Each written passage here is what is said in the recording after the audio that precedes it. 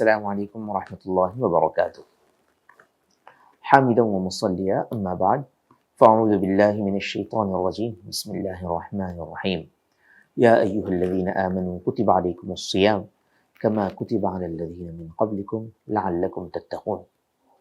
সুপ্রিয় দর্শক, আজকে আমরা রমাজানুল মুবারকের রোজা কোন বছর ফরজ করা হয়, নবুয়তের কোন বছর এই বিষয়টি মুসলিম উম্মার উপরে বিধিবদ্ধ করা হয়, এ প্রসঙ্গে ইতিহাসের খুব চমৎকার একটি বিষয় সম্পর্কে অবগতি লাভ করব। আসুন জেনে নিই রমজানুল মুবারকের রোজা মুসলিম উম্মার উপরে কোন বছর আবশ্যক হয়েছিল, নবুয়তের কোন বছর এটি বিধিবদ্ধ করা হয়েছিল।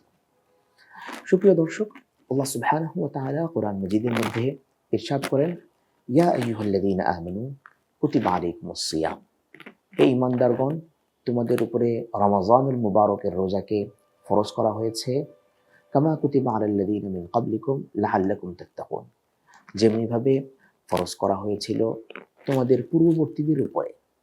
উদ্দেশ্য হলো যেন তোমরা তাকওয়ার অধিকারী হতে পারো, যেন তোমরা মুত্তাকি হতে পারো, পরহেজগার হতে পারো, যেন তোমরা সত্যিকারের একজন মুসলমান এবং একজন ভালো মানুষ হতে পারো। সেই লক্ষ্যে আল্লাহ সুবহানাহু ওয়া তাআলা মুসলিম উম্মার উপরে এই রোজাকে, রমজানুল মুবারকের রোজাকে ফরজ করেছেন। তবে রমজানুল মুবারকের রোজা কোন বছর ফরজ হয়?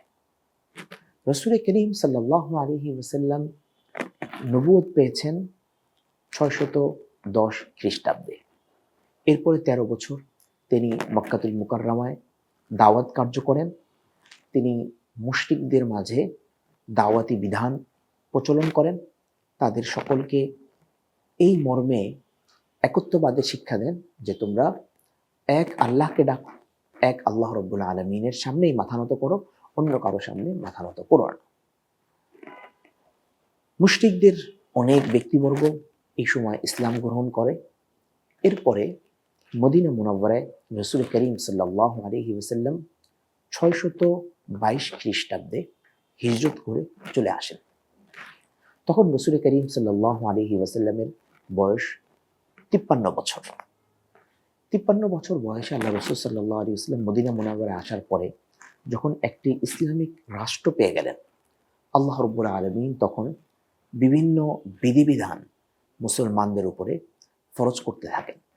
কারণ এখন তোমার থাকার জায়গা হয়েছে, তোমার বসবাসের জায়গা হয়েছে, মন খুলে তুমি এখন আল্লাহ সুবহানাহু ওয়া তাআলার ইবাদত বন্দেগী করবে।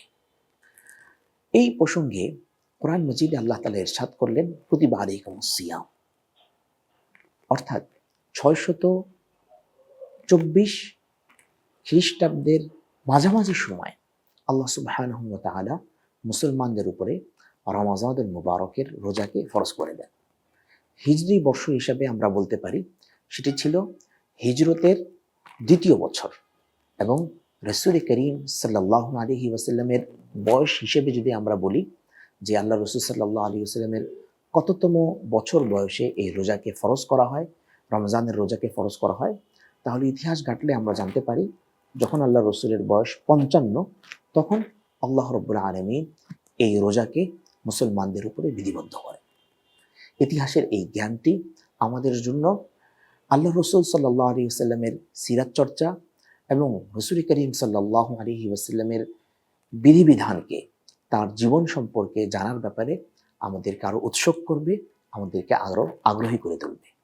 আল্লাহ রাব্বুল আলামিন আমাদেরকে ইসলাম সম্পর্কে আরো বেশি জানার, বিধিবিধানগুলো কিভাবে নাজিল হয়েছে সেই বিষয়গুলো সম্পর্কে অবগতি লাভ করার তৌফিক দান করুন। আমিন। আসসালামু আলাইকুম ওয়া রাহমাতুল্লাহি ওয়া বারাকাতুহু।